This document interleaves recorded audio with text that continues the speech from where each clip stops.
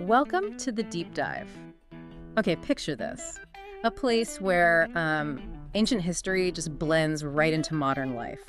Right by the sea, stunning coast, but still just, a stone's throw from a big capital city. Like a little world away. Exactly. Today, we're diving deep into Howth, that really picturesque village in County Dublin, Ireland. Yeah, and our mission really is to pull out the key insights, the important bits from the sources you shared with us. We want to give you a shortcut, basically, to getting what Howth is all about. Not just the what, but the why, right? Why it grabs people. Precisely. Why it captures the imagination like it does. And for this, we've got a great mix of stuff. Excerpts from a YouTube travel guide, exploring Howth, revealing Ireland's hidden gems. Sounds lively. Gives you that real sensory feel, the sights and sounds. And then we have some detailed historical bits about Howth Castle. Its origins, how it changed over time, its significance. So together, they should give us a pretty full picture, I think. Okay, let's get into it then. Where do we start with Howth? Well, the journey in the sources really kicks off at the harbor. It's described as the beating heart of the place. Not just boat stocking, but like a living museum of his whole maritime history. You can almost smell the sea salt, right? The descriptions really bring that alive. The gulls, the working life. Absolutely, an immediate immersion. And it's interesting how that daily life, it's not just atmosphere. The YouTube guide, it really pointed out this is a key part of the local economy. Right, the fishermen, the boats. Yeah. It's authentic. You see them at work, the colorful boats bobbing about. It creates this vibrant picture against the water. Almost feels perfectly composed, but it's real. Yeah, it grounds the whole community. So from the harbor, where next? Main Street. Main Street, yeah. The sources paint this as a real cross-section of Howth's story. You've got these centuries-old buildings. Each with its own tale, I imagine. Exactly. Yeah. And they're right there next to modern shops, cafes, pubs. It's a real mix. So the past and present are just sort of mingling comfortably there. That's a good way to put it. And it mentioned independent shops, crafts, souvenirs. All that. Plus, the smell of baking, coffee, but also the sound, the chatter. Ah, yes. The sources said the locals are really friendly, happy to share stories. Turns a walk into a bit of a history lesson. Seems like it. You could stumble across little hidden spots, too. Bookstores, pubs, galleries. Or maybe hear some Irish music drifting out of a pub. That really sets the scene. Definitely adds to the atmosphere. Okay, so near Main Street, there's St. Mary's Abbey. That's right. Ruins, mostly, from the 14th century. But even as ruins, they apparently have this powerful effect. You step in there, and it's like stepping back in time, thinking about the monks who lived there. That sense of history must be really strong. Did the sources say much about what life was like for the monks, beyond the dates? Not in huge detail about daily routines, no. But the scale of the ruins, the layout, it suggests it was quite a community. And it's peaceful. Old gravestones, greenery. Very much so. Described as a contemplative spot. And you get these lovely views out over the village and the sea from there, too. Right. Which leads us, I suppose, to something even older, or at least with deeper roots, Howth Castle. Yes, Howth Castle. This is a big one. It has Norman origins. The St. Lawrence family got the land way back around 1180. They became lords, then earls of Howth. Huge connection to the place. Since 1180, that's incredible longevity for one family in one place. It really is. Now, the castle itself, parts are from the 15th century, but a lot of what stands today is 18th century. And then it got a significant makeover by the architect Edwin Lutyens in 1911. So it evolved. How did they manage to hold on to it through all those centuries?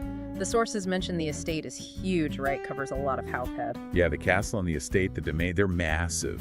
Heathland cliff walks, those amazing views over Dublin Bay, Ireland's Eye. And recently there's been development, golf courses, a hotel, and talk of selling it for a luxury resort. That's right.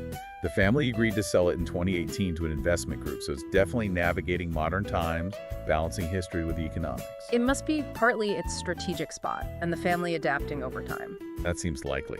But what's also really fascinating about the castle is the folklore, the legends. Yes, you mentioned one, involving a pirate queen. Grace O'Malley. The story goes, this was around 1576. She sailed up, wanted to visit the Baron Howth, Okay. but the gates were shut. Family was at dinner, apparently. She was refused entry. Oh, I bet she wasn't pleased. Not one bit. So in retaliation, she abducted the Baron's grandson, an heir. Just took him. Hell, that's bold. So what happened? Did they get him back? They did, eventually. Yeah. But only after the Baron promised two things.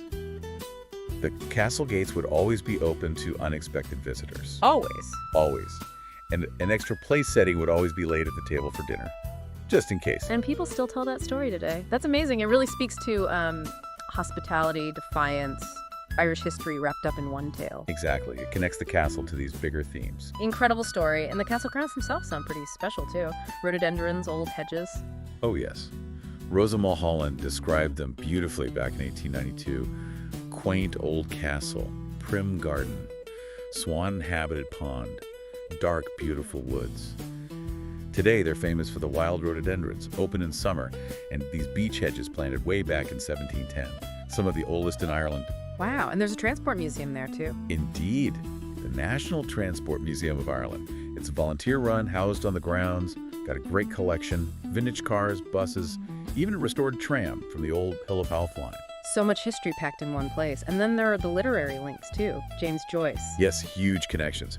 Joyce set Finnegan's Wake in Howth Castle and environs. The initials HCE even pop up all over the book, maybe standing for the main character. And Ulysses, too. Over a dozen mentions of Howth in Ulysses. Yeah. And W.B. Yeats as well. He wrote about sleeping out among the rhododendrons there as a young man. It's quite something, isn't it? A place that inspires literary giants and offers this kind of natural beauty. Which brings us perfectly to the cliff walk. That's got to be one of Howth's defining features. Absolutely. The sources paint it as just stunning. Wrapping around the peninsula, constant sea views. It gives you that real connection to the power of the ocean, that sense of scale. You can see why it's so popular. The Yeah. path hugging the cliffs. Exhilarating, but also kind of peaceful. Mm-hmm. And it sounds well maintained, mostly accessible, though maybe steep in parts. Right. And you've got the sea on one side, that salty air, the gulls, and then greenery and wildflowers on the other. A feast for the senses. And along the way, you can't miss the Bailey Lighthouse. The iconic white lighthouse, standing guard. That's the one. Been guiding ships since the 19th century. It's more than just a navigational aid, isn't it? It's a symbol. A symbol of that maritime heritage, yeah. Connects you to generations of sailors. It looks amazing in photos, too, I bet. Definitely. White against the blue sea and sky. Classic. And the walk continues up, right, to Howth Head. It does. The high point. And from there, the perspective changes. You get these huge panoramic views. Including back towards Dublin City. Yes, Dublin to the south. And the sources say on a really clear day, you might even glimpse the mountains of Wales.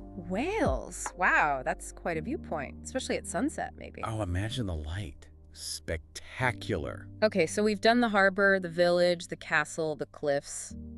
Is there one more piece? Ireland's Eye. Ireland's Eye, yes.